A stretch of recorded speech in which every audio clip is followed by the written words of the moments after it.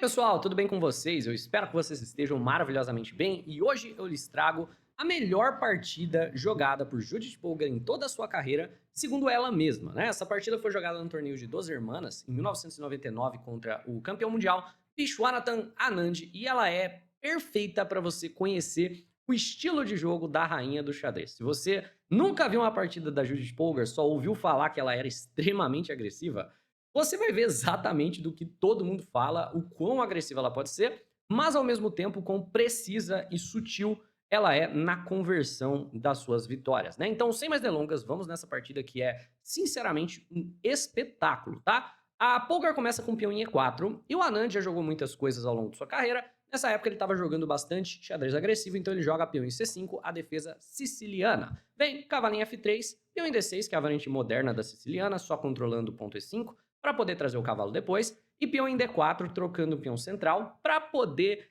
estabelecer um forte cavalo no centro do tabuleiro. Vem o cavalinho F6 ameaçando o peão de E, cavalo em C3 e o Anand joga a linha mais popular de longe, peão em A6, que é a siciliana Najdorf, controlando o ponto C5, uma vez que existem várias peças das brancas que podem ocupar essa casa, então é um lance ultra flexível. Aqui, qualquer lance é um lance, né? Qualquer coisa que você jogar já foi jogado, tem teoria, tem nome, dá pra jogar bispo C4, dá pra jogar bispo G5, dá pra jogar H3, dá pra jogar torre G1, dá pra jogar F4, F3, até A4 dá pra jogar, e vai ter nome, sobrenome e livros de teoria escritos. A Polgar vai para a linha mais aguda, é a mais agressiva que existe, bispo em E3, que é conhecido como o ataque inglês. E normalmente as pretas aqui vão contestar o cavalo jogando peão em E5, mas o Anand realmente estava na época de jogar xadrez hiper mega agressivo, então ele vai para uma das linhas mais agudas que a gente tem, ele joga peão em E6, que é a variante Scheveningen do ataque inglês da Najdorf. Tem 3 nomes essa linha. Mas a ideia do peão na casa de E6 basicamente está convidando a Polgar a jogar o que a gente chama de ataque carry, certo? Que é a ideia de que o peão E6 monta um pequeno centro, controlando aqui tudo, mas ele faz com que o bispo não mire mais a casa de G4. Então ele permite que as brancas, se quiserem, joguem peão em G4, e é justamente o que a Judith Polgar faz.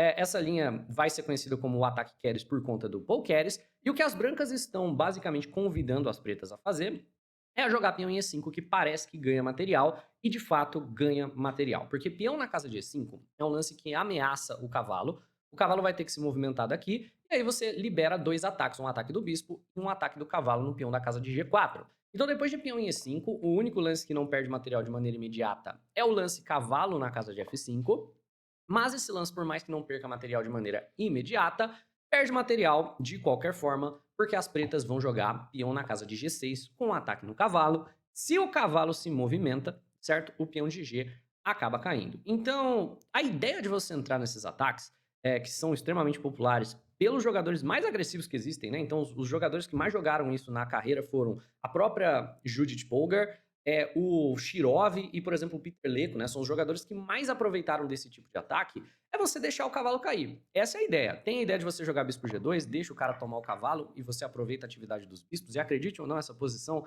é uma posição igual, porque você de branca está com tanta atividade de peça, uma vantagem tão grande de desenvolvimento, que a posição é igual. E a gente tem a outra ideia da Polgar, que não é o bispo G2, mas sim o G5, também deixando o cavalo cair.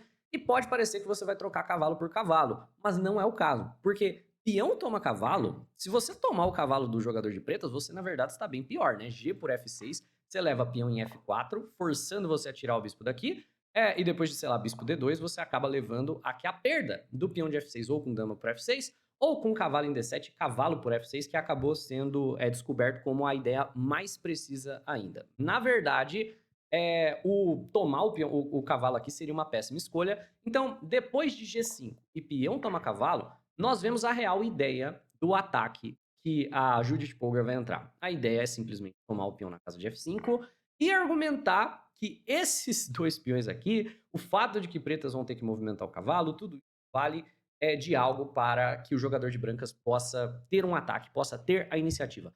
Brancas têm uma peça inteira a menos, no entanto, a jogadora de brancas tem muita atividade de peça por essa peça a menos. Aqui o Anand joga peão em D5, ele deixa o cavalo cair, caso você queira capturar na casa de F6, obviamente a ideia é D4, recuperando aqui o material, o Anand ainda vai ter uma peça a mais nessa brincadeira. No entanto, claro, quando vem o D5 do Anand, a Polgar não vai capturar esse cavalo.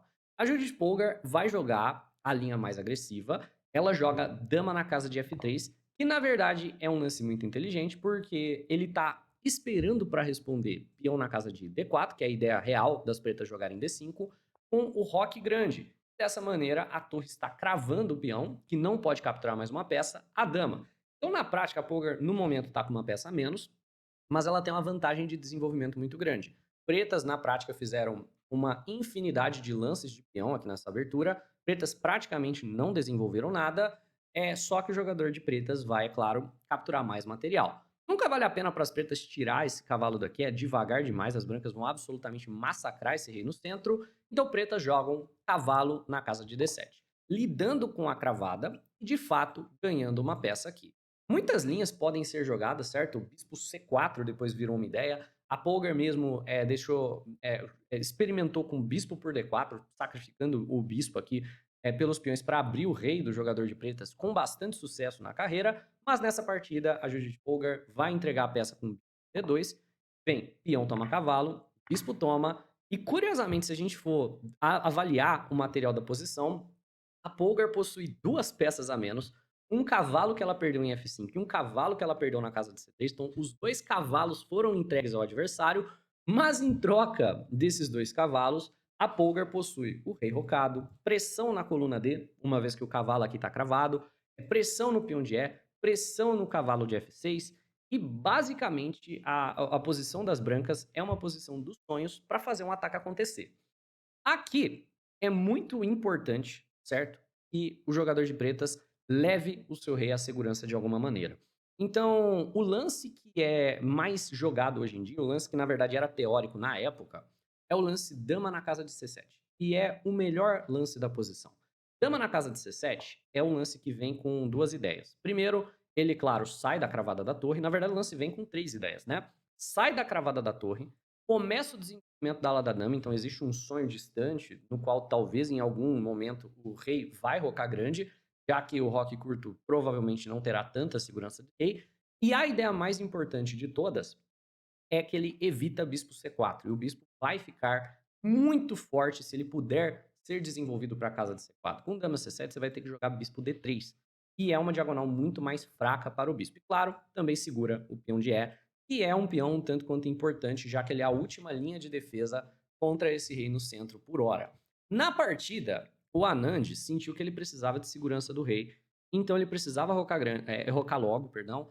Ele joga bispo G7. E essa é a novidade teórica, certo? Que coloca essa partida em uma partida completamente nova, né? Tudo já havia sido jogado antes, nós estamos nesse momento em um jogo completamente novo. O momento certo de você capturar esse cavalo é sempre algo que você precisa considerar. E a Judith Polgar decide não tomar o cavalo por hora. O cavalo também está mais ou menos preso. Você não quer voltar o cavalo para G8. Ele não tem realmente nenhuma outra casa além de G8. Então o cavalo vai ficar aqui. Pretas têm duas peças a mais. Vão entregar uma peça de volta para poder desenvolver, para tirar o rei do centro do tabuleiro. Então a Judith Polgar joga a torre G1, antecipando que o Anand faria o roque. E nessa posição, né, o computador ele está dizendo para jogar cavalo G8, mas não é um lance muito humano para você fazer. O Anand estava completamente disposto a devolver o cavalo. Ele ainda ficaria com uma peça a mais, já que a Polgar sacrificou duas peças, e ele poderia levar o rei à segurança. Portanto, o Anand acaba cometendo o primeiro erro da partida de fato. Ele joga o roque, e agora a posição da Polgar é uma posição bem melhor. Você pode pensar, meu Deus, ele jogou o roque aqui em cima da torre. Parece um lance completamente suicida para você jogar. Realmente é, mas tem uma lógica, porque o que o Anand está tentando fazer, obviamente, é em algum momento jogar rei na casa de H8, talvez jogar a torre na casa de G8.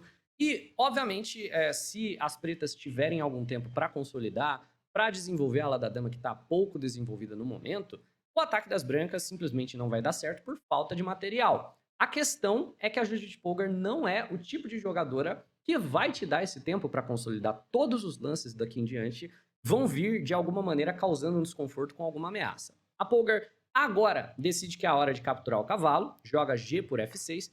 Não existe opção além de capturar de dama, entrando numa cravada um tanto quanto incômoda, porque cavalo por, obviamente, vai perder a dama, bispo por não é possível por conta da cravada, então ela tem que jogar a dama por F6, e aqui a Polgar diz que estava um tanto quanto contente com a sua posição, ela sabia que deveria estar melhor, mesmo tendo uma peça a menos, né, uma peça por um peão, mas ela não pode tirar o pé do acelerador, certo? Aqui as brancas precisam parar um pouco para encontrar novas ideias agressivas, uma maneira de você, de uma maneira ou de outra, progredir esse ataque. E conta a Polgar que ela estava realmente muito na dúvida sobre dois lances, se jogava dama G3 ou dama em E3. Os dois lances são muito bons, a ideia dos lances, certo? São você liberar a movimentação do peão de F para poder jogar peão na casa de F4. E a Polgar, depois de alguma deliberação, decide, na verdade, pelo melhor das duas alternativas, ela decide jogar dama na casa de E3. E a ideia do dama na casa de E3, é claro, é aproveitar a cravada do peão de E para jogar peão na casa de F4. O Anand, é claro, joga rei H8, precisa sair da cravada da torre, e, obviamente, o Anand tem uma ideia super agressiva, que é a ideia de jogar bispo na casa de H6.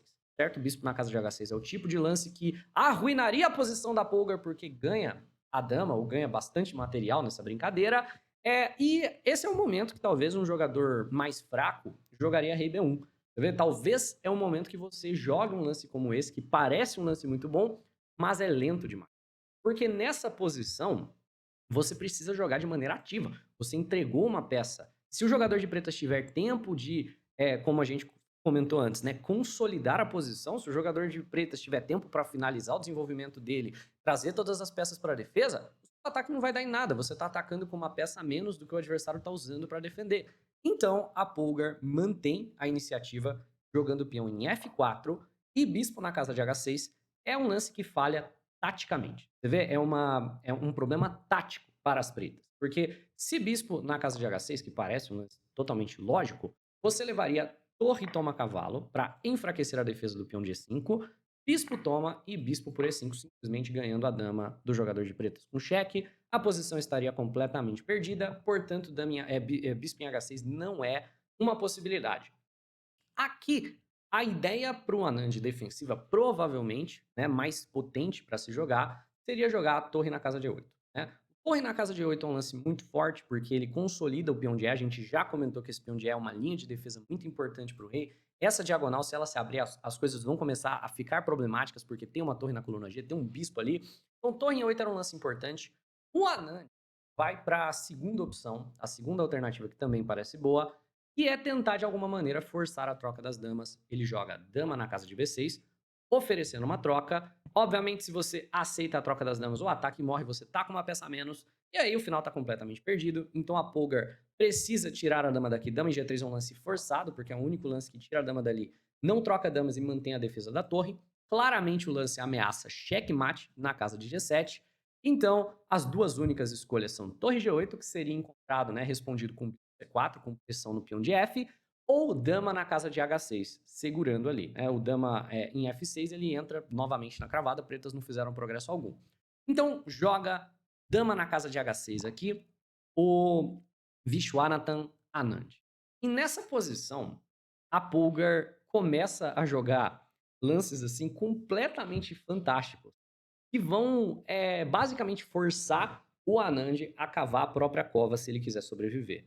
Então, existem vários temas aqui na posição que a Polgar vai explorar nos próximos lances. O maior tema, claro, é o tema de checkmate, dama por G7. Como que as brancas podem explorar esse tema de checkmate para melhorar a qualidade das peças, né? Aqui, a Polgar decide que a melhor maneira de fazer isso é tentar, de alguma forma, vamos colocar assim, uma distração da dama negra, que é a única defensora do checkmate. Aqui, a Polgar joga torre na casa de D6, que é o melhor e único lance para manter aqui a vantagem na posição. Claramente, o torre na casa de D6 não pode ser capturado, porque, claro, checkmate na casa de G7. Existem poucas formas das pretas resolverem isso, né? Existem poucas formas do jogador de pretas resolver isso. Dama por F4 parece legal, mas como abre essa diagonal, não é legal, né? Dama por F4 perde imediatamente para dama toma, e aí quando a dama for retomada, na casa de G7, todas as peças das brancas que estão mirando para lá vão gerar um teminha aqui de checkmate, né? Então aqui a gente pode simplesmente tirar o bispo para qualquer casa, vai ser checkmate. Por consequência, dama por F4 não é uma opção. Quais são as opções de defesa que tem o Anand, então, para esse torre D6? Você não pode tomar a torre, você não pode tomar em F4, então restam aqui duas escolhas para as pretas. Você pode bloquear de cavalo, ou você pode jogar peão em F6. F6 claramente não é um lance que você quer jogar. Se você joga o F6, certo? Você acaba abrindo toda essa diagonal, e a abertura dessa diagonal vai fazer com que bispo C4 em algum momento seja um lance explosivo. O bispo vai ficar cravado, há ameaças de mate na casa de G8, o seu rei vai ficando cada vez mais sem casas, e você finalmente termina de prender a dama. Ela não tem mais como sair desse cantinho, e potencialmente a gente vai criando aqui possibilidades de prender essa dama com ideias de dama G4, torre G3, torre H3 e ideias afins. Então o F6 ele é um último recurso. Provavelmente o que o Anand estava considerando jogar era cavalo F6, mas esse lance também perde. Cavalo em F6 perde para uma tática de simplificação. Brancas podem jogar bispo por E5, né, ganhando aqui um peão, adicionando um ataque, e na verdade depois de bispo por F5, nós temos uma maneira do jogador de brancas simplificar a posição para um final. Então a gente tem dama por G7, que força a troca das damas, dama por, bispo por F6 cravando a dama aqui, dama por F6 e torre por F6, nós temos esse final no qual a jogadora de brancas, por todos os seus esforços de ataque, recuperam uma das peças e agora tem simplesmente um peão a mais. Se você fizer a contagem do material, as brancas têm o peão de C e possivelmente é o suficiente para converter a vitória aqui nessa posição. Por consequência, cavalo em F6 seria uma maneira certa de perder o jogo, e o peão em F6, que todo mundo sabe, né, que não é um lance que o Anand quer jogar, é um lance feio, é uma concessão, mas não perde o jogo de maneira tão clara e, portanto, é o lance que o Anand escolhe jogar. Então aqui, a Polgar certamente está muito feliz, né? Certamente a Judith Polgar está extremamente feliz com a própria posição, porque o F6 tem todos os problemas que a gente comentou, e ela decide jogar um lance, né, que evita a troca das damas com dama por F4, e na verdade começa o processo de prisão da dama negra. Ela joga bispo em D2. O lance bispo na casa de D2, ele é jogado com a intenção, claro, de ameaçar peão toma peão em E5. E realmente não tem nenhuma escolha para o jogador de pretas se manter vivo aqui na posição e não avançar o peão para E4 para evitar essa troca. Mas o avanço do peão para E4 coloca as pretas numa situação na qual, onde, se não houver mais tensão entre os peões, se os peões não forem mais trocados, se não tiver mais como trocar os peões, depois do E4, a dama também não tem que sair daqui. Então, existem temas onde potencialmente essa dama fica presa, certo? Como, por exemplo, uma das ideias de eu jogar dama G4, torre G3 e torre H3. É simples, ganha dama. Outra possibilidade, que não o E4, que não foi explorada, né? É uma linha de computador, mas durante a partida, disse tanto o Anand quanto a Polgar que nenhum dos dois nem considerou esse lance, né? Os dois comentaram a partida depois. É o cavalo C5 visando jogar cavalo E4. E aqui a gente tem uma combinação muito interessante para as brancas. Isso aqui é uma ideia de máquina totalmente mentirosa, né? Nenhum jogador jogaria isso. É totalmente ideia de máquina. Peão toma, certo? Com o tempo na dama. Cavalo E4. E, claro, bispo toma dama perde de maneira horrenda, porque bispo toma é cheque. E aí, se as brancas perderem a iniciativa, né? O jogador de brancas tem que manter a iniciativa. Certo? As brancas não podem perder a iniciativa aqui. Como que você faz para manter o ataque indo? As brancas têm menos material, se a gente só trocar as damas, a gente tá pior. Peão toma F6 é a continuação, assim, milagrosa das brancas que vai levar a vitória. Cavalo toma dama, peão toma G7, e aqui agora, se rei toma G7, bispo toma dama, ganha a dama com cheque. E se dama toma G7, torre toma G3, também leva à simplificação da posição em uma circunstância na qual as brancas estão melhores. Brancas têm, na verdade, uma torre a menos, mas pela torre. Brancas têm, na verdade, a qualidade a menos, mas pela qualidade tem os dois peões e o mais importante de tudo. E as brancas de fato possuem muita atividade contra o rei negro que está inseguro. Se você segue, por exemplo, capturando aqui em F5, você vai levar bispo cheque, certo? Você vai ter que jogar rei G8, você vai levar bispo cheque, e aqui você vai ter que entregar muito material só para ficar vivo, tendo em vista que o rei está completamente exposto, certo? Então, por exemplo, torre por F7, levaria o bispo por F7, rei por F7, torre F6 cheque, ganha o bispo, e pretas podem muito bem abandonar. Por consequência, né, não existe cavalo C5 aqui, mas é uma linha completamente de máquina, mas vale a pena comentar. Tem o E4, que a gente comentou que seria a única possibilidade humana. E a Judith Polgar não vai com muita pressa jogar as ideias de prender a dama, ela vai jogar de maneira que é muito explorada por jogadores fortes como, por exemplo, o Paul Morphy, né? A ideia é você ajudar suas peças para que elas possam te ajudar. Joga o simples direto, o bispo C4, desenvolve o bispo para uma casa excelente, né? Tem a ideia de cortar a torre G8, tem a ideia de bispo E6 com a ameaça de capturar o cavalo, que tá ficando um pouco sem casas também. E o Anand joga B5, um lance muito natural, tentando ativar um pouco as próprias peças na ala da dama, liberando aqui lances para sua torre, para o seu bispo. Vem bispo em E6, ameaçando ganhar o cavalo, e torre em A7 por parte do Anand. E aqui a gente entra no estilo que fez com que a Polgar tornasse a jogadora que ela foi quando ela entrou no top 10. A Polgar, quando ela era mais jovem, ela jogava um estilo de xadrez extremamente dinâmico, no qual ela sempre estava procurando os arremates. Sempre estava procurando lances como bispo em E3, eu vou melhorar meu bispo com o tempo na torre, bispo em B4, eu vou gerar ameaças graves aqui de descoberto com essa torre em cima da torre da casa de F8. No entanto, vamos dizer assim, nesse jogo em específico, a Polgar estava experimentando com um estilo de jogo de xadrez mais psicológico, dizia ela mesma, né? Na qual a ideia era você realmente deixar o adversário sem ter nada para jogar. A Polgar já tinha certeza da vitória, então ela queria ser precisa para que o Anand não pudesse ter nenhum tipo de contrajogo. Por mais que ela saiba que bispo em E3, torre C7 não é a pior coisa do mundo, beleza, essa torre tá ativa, não é como se ela fosse perder esse jogo por conta disso, ela joga a torre C6. E o torre C6, ele é um lance lindo. É um lance maravilhoso. Porque o bispo em E3 não vai permitir nem um sonho pro adversário. Você vê, o adversário não consegue nem sonhar com a possibilidade de um dia vencer a partida. É um lance psicologicamente muito preciso, né? Porque você não deixa o adversário construir um plano. Esse é o tipo de lance que fez a Polgar entrar no top 10 e virar uma jogadora de elite capaz de ganhar de qualquer jogador, inclusive do Kasparov. E o Anand vai tentar alguma coisa desesperadamente. Ele joga peão em A5 para tentar ir avançando os peões aqui, tentar expor o rei da Polgar.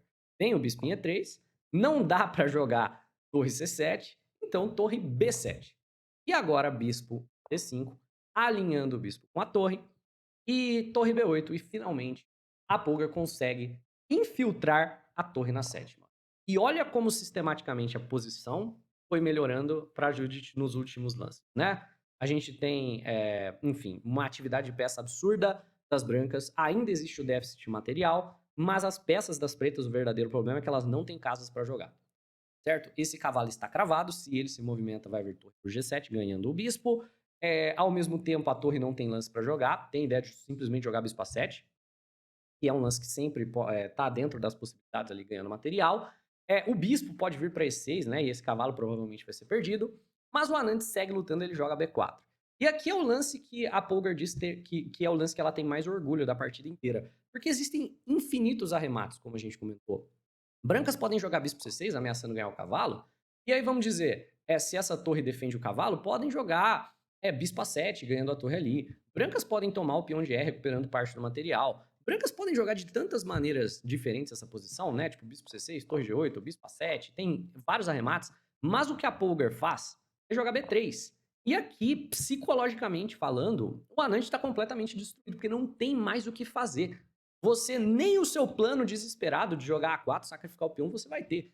Entendeu? Você não vai nem ter a chance de pensar em uma possibilidade na qual você saia vitorioso. Esse é o estilo de xadrez que o Karpov jogava, por exemplo, né?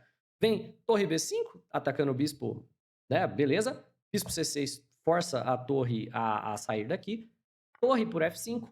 E agora a Judith Polgar finalmente joga para simplificação, certo? Ela finalmente vai simplificar, porque ela finalmente vê a posição vitoriosa de final de jogo. Ela joga torre toma bispo, vem torre toma, e bispo toma cavalo, forçando aqui a vitória de uma das torres da qualidade, né? Vem torre C5, bispo toma torre toma de volta, e pela primeira vez desde que a Judith sacrificou aquele cavalo lá no lance, foi no lance 8, né? Desde daquele cavalo F5 sacrificado no lance 8, tipo 30 lances depois, a gente tem material igual. Mas a posição não tá nem perto de igual. Você vê? Torre D1. A ideia, é claro, é infiltrar, rei G8 e dama G2. E aqui o Anand decide que realmente não vale a pena continuar jogando a partida, porque o peão G4 vai cair. E mais importante do que o peão G4 cair, a torre fica mais ou menos presa porque tem uma ameaça de checkmate. Vamos dizer, não tem nenhuma maneira de você defender esse ponto, certo? Então vamos dizer que você tente de alguma forma ativar suas peças jogando dama em G6. Vai vir dama por E4 e tem muitas ameaças, né? A primeira ameaça é jogar tipo torre cheque, F7, dama E8 mate. Essa é a primeira ameaça. A segunda ameaça é jogar tipo torre G1. E já era, se eu jogar torre G1, a torre vai cair. Não tem muito problema na posição das pretas. Depois do dama em G2, o Anand decidiu que a melhor coisa que ele poderia fazer é abandonar o jogo, certo? Então ele o faz e a Polgar vence assim a melhor partida da carreira dela. É isso, pessoal. Espero que vocês tenham curtido. Se sim, deixa o like no vídeo, pô. Se inscreve no canal. Um abraço e até a próxima.